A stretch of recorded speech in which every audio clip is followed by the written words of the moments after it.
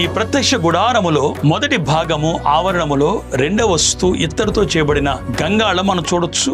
ఇది ప్రత్యక్ష గుడారం అంతటిలో మధ్యస్థంగా కనపడే పెద్ద గంగాళము మనకు కనపడుతుంది. ఈ గంగాళం యొక్క కొలతలు మనకు తెలియదు, కానీ ఈ గంగాళములో బండ నుండి కారిన నీళ్లు పోయబడతాయని చరిత్ర మాట్లాడుతుంది. కాబట్టి ఈ నీళ్లు దేనికి సాదృశ్యం అంటే యేసు ప్రభు యొక్క రక్తానికి సాదృశ్యం. గమనించండి, ఈ బండ క్రీస్తు ప్రభునకు సాదృశ్యం. అలాగే ఈ గంగాళంలో నీళ్లు యాజకులు వాళ్ళ చేతులు కాళ్ళు శుభ్రపరుచుకొని పరిశుద్ధ స్థలములో అడుగు పెట్టడానికి ఈ నీళ్లు దోహదపడతాయి. ఈ నీళ్లు దేనికి సాదృశ్యం అంటే యేసు ప్రభు యొక్క వాక్యమునకు సాదృశ్యం, యేసు ప్రభు యొక్క రక్తానికి సాదృశ్యం. కాబట్టి శుద్ధీకరణ కొరకు ఈ నీళ్లు ప్రాముఖ్యంగా వాడబడుతుందని ప్రేమతో మీకు మనవి చేస్తున్నాను. కాబట్టి నీళ్లు ఎలాగైతే శరీరాన్ని శుద్ధిపరుస్తాయో, వాక్యం అనే నీళ్లు అలాగే క్రీస్తు రక్తం అనే మన కొరకు కాచబడిన అమూల్యమైన రక్తము మన అంతరంగాన్ని శరీరాన్ని పావనపరిచి శుద్ధీకరించి మనలను పరిశుద్ధ స్థలములోనికి నడిపించబడతామని ప్రేమతో మీకు మనవి చేస్తున్నాను. కాబట్టి ప్రియమైన దేవుని పిల్లలారా, ఈ గంగాళము